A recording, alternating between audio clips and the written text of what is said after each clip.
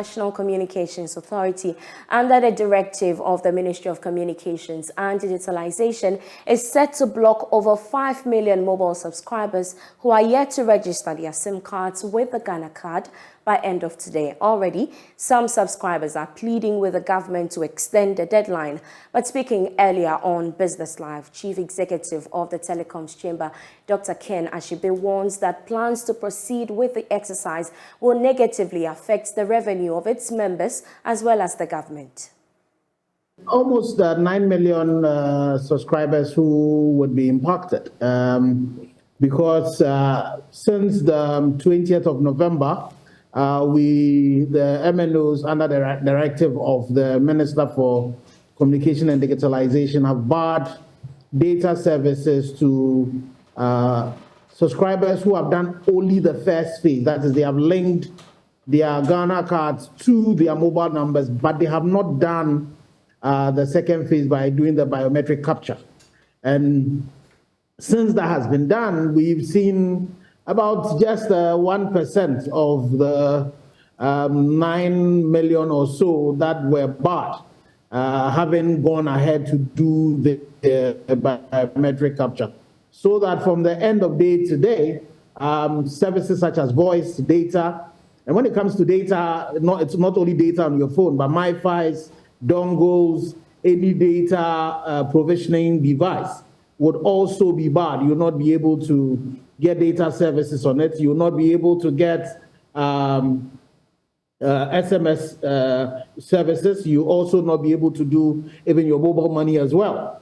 And so that's what is going to happen. And so the numbers we're talking about is quite colossal, about 9 million. The thing about it is that if you consider that in Ghana, the average revenue per user is around 20 cedis, that if you do the math per month, if you do the maths, that can tell you how much of a revenue loss that is going to be. But you should also bear in mind that, all of these for every data you consume, any airtime you buy, you also pay CST and other taxes to government.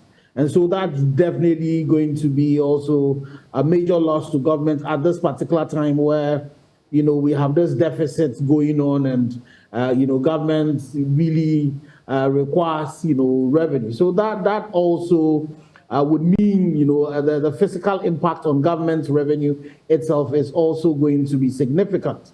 And so we would only hope that for those who have the Ghana card, who have done the first phase of the registration, they would be able to go to any of the MNO offices or use the app to be able to complete the registration process so that the services could be restored for them.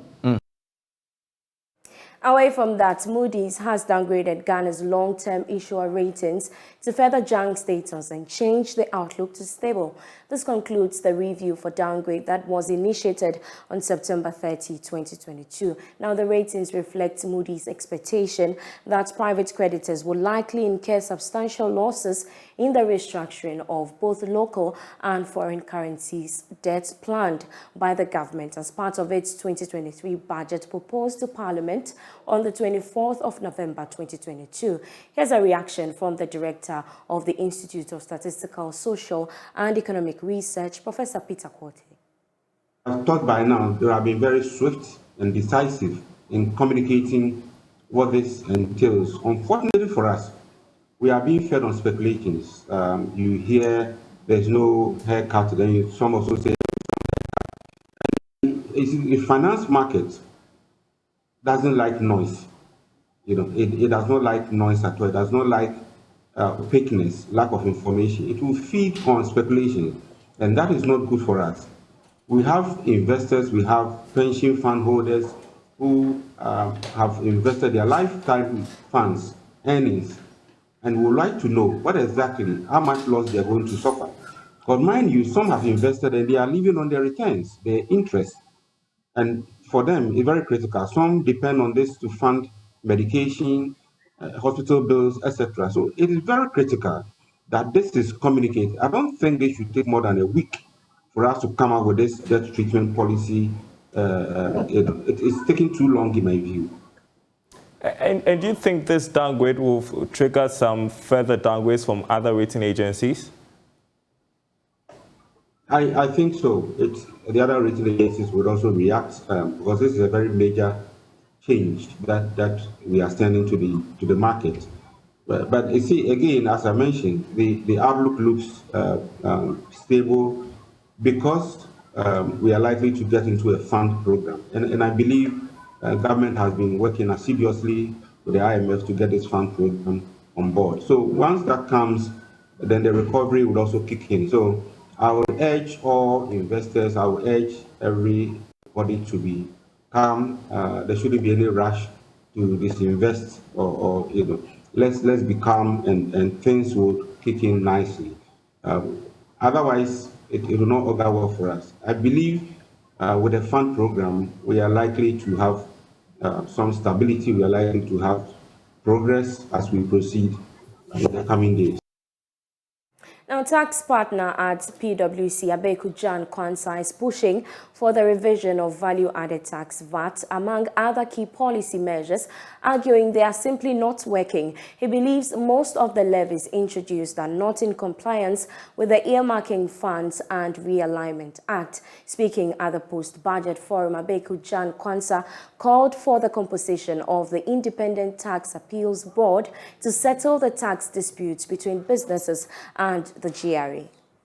Speaking at the PwC 2023 post-budget forum, tax partner at PwC, Abeku Jan Kwanzaa, called for the revision of the tax laws, arguing they are simply not working. Let's reform the VAT.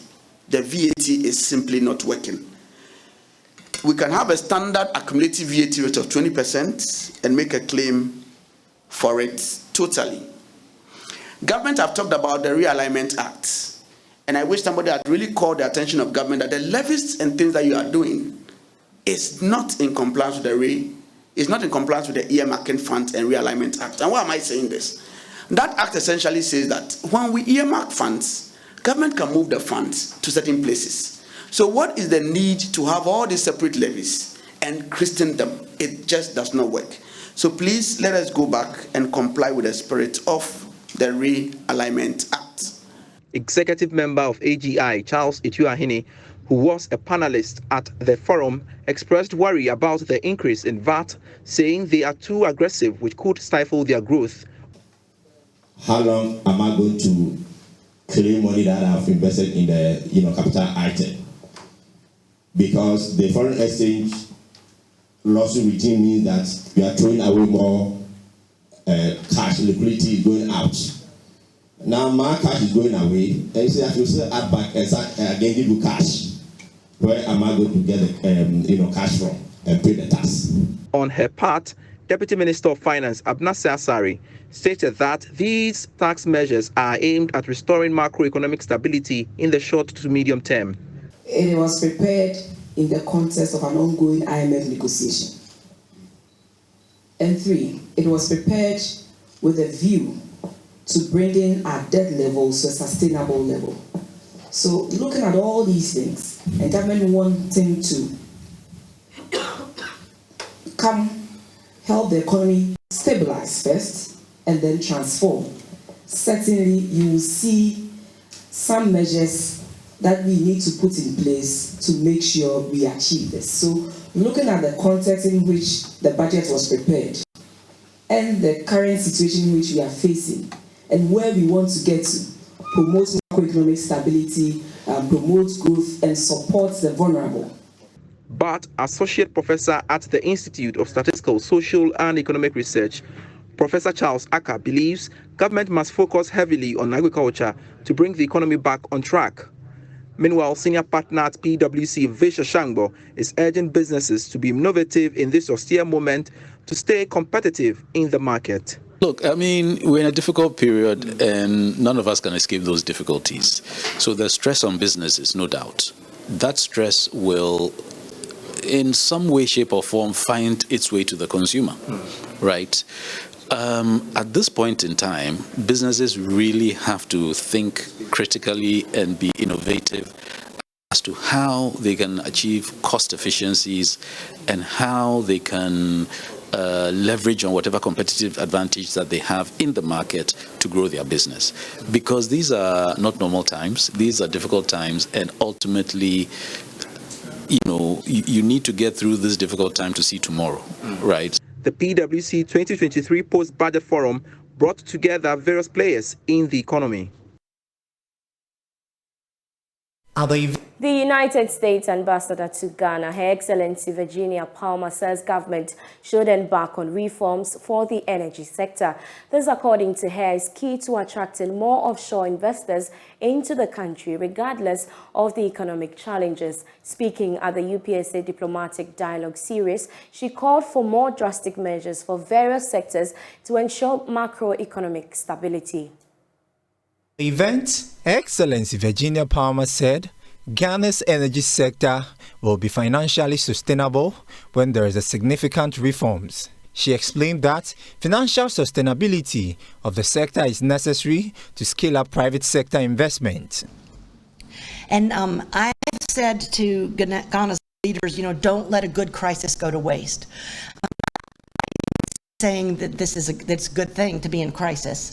I'm just saying when you find yourself in crisis and you find that everybody feels it and knows that it's real, it's not just political rhetoric, you have an opportunity to make tough decisions and do things that may be unpopular, but where reforms will really be helpful. And the one that I look at most and talk most about is reform of the energy sector, because you have some of the most expensive power in the continent, and because even that is not recouping costs because of losses at ECG. So there are huge amounts of money coming out of government exchequer to make up for shortfalls in the power sector. On fiscal discipline, she urged the government to show strong commitment to meaningful and long-standing reforms that will help to restore macroeconomic stability. Which was a pre-existing condition that both of those global crises exacerbated, was over-indebtedness or overspending by the government of Ghana. While you have experienced economic downturns in the past, the current situation is complicated by global dynamics that are different than they were before. But the solution to them, I think, is pretty straightforward. There must be fiscal discipline. You can't spend more than you bring in. The government must act with urgency and determination to address this situation. And I say that as a friend, because I think that friends do say things that are sometimes painful to each other. If you only flatter, you're not really a friend. This is going to require a strong commitment to meaningful and long-standing reforms that will help restore macroeconomic stability and generate long-term shared prosperity for all Ghanaians. And these things are not going to be easy and may require difficult political compromises. But I think that one thing that both of Ghana's major parties can agree on and be united is the need to get the economy back on track. The UPSA Diplomatic Dialogue Series was on the topic Global Crisis, African Conundrums, and U.S. Foreign Policy.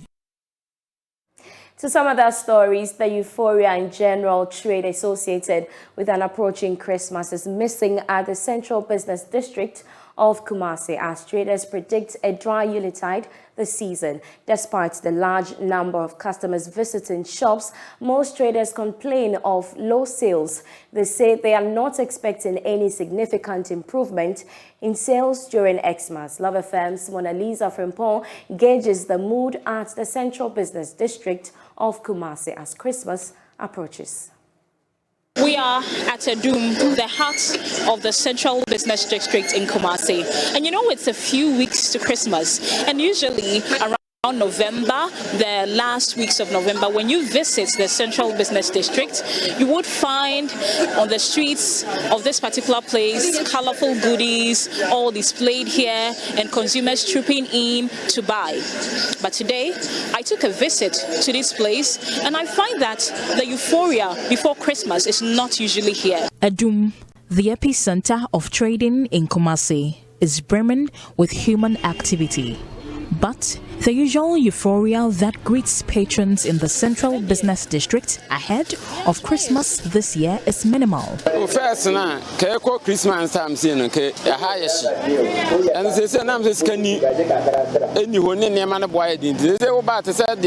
afi na bronya kura twa mu foforo eko a obi a ton ade a bera mo na akọ ekuru so nka sa bese nke mu ache denden a wo be fa ne makwa udimi du nan so enso sese no enam siska ho aye din nti no emu ne nche sa dabi hu hwe we dey say scanning kroma ye din obi ampa ne ho asem ko kan obi ade egu abeda watu aka ye bompa ye abai pa November ya so wi enti ka sabrenka ehihimu pa so ye hu hwe. Shopping is concentrated mostly on consumables, clothes and home entertainment items. Though wholesalers of these commodities have customers trooping into their shops, they say they are making 50% less of the expected sales. They blame it on the current economic crisis. Sisi ene ma first kra ye kra na timi koto ade baby abe 50 cartons ene bi awata ye 20 ne kra ne nyame a wuntimi nto sisi ene ma ne bu aye times be 3 times 2 sisi da hoche ne de ye face pa ye face ne ma no a raise dodo ye too much o ye too much enim ebi mu si aban ebi mu so mo kra ne ma no sisi ne ye hu de ye. Basically I would say that it has been a bit slow. And I will attest to this nature has been the increment in the price of the items. Normally when people have money in their hands, they tend to buy a lot of goods. But because the purchasing power of general consumers have reduced, it has contributed to them not coming to town to buy goods. Retailers from outside the region lament large sums of money purchased fewer items as compared to last year. Other retailers outside Kumasi say customers in their towns purchase their goods on credit. Mo number 5 ene anwa ena indomie mo menti me amfa kase no man boy denti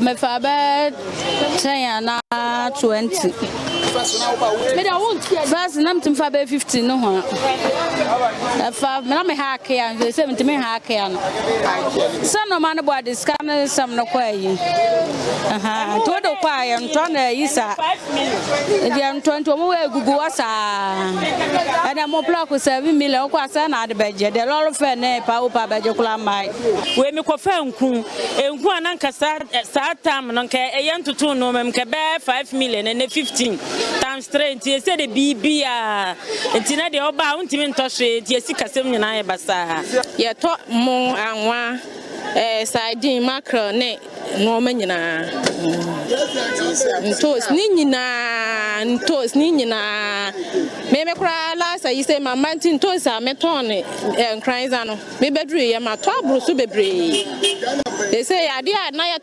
ton 65 no na me beton 78 me ma to abaka bebre kwa. Christmas paraphernalia usually lining the streets ahead of the festivities are significantly missing. Both traders and customers say they are not feeling the November pre-Christmas festive glow in town. Mona Lisa Frimpon reporting. Still on the festive season, the Compliance and Enforcement Units of the Ghana Revenue Authority says it has turned its attention to operators in the tourism and hospitality industry to ensure the right taxes are paid during the festive season. According to the GRA, there are close to 100 grand events slated for December, which will be keenly monitored by the Authority for Tax Compliance. Speaking to Joy Business, the head of operations at the GRA, Kwesi Egan, said it will embark on mystery shopping during the season to stop the evasion of taxes. We have looked at the results and have advised ourselves. The exercise is not over. Let's repeat that the exercise is not over. What we are doing now is that Christmas is upon us. It's a time of goodwill and merrymaking. These activities are going to go up. As we speak, Ghana Tourist Board is virtually,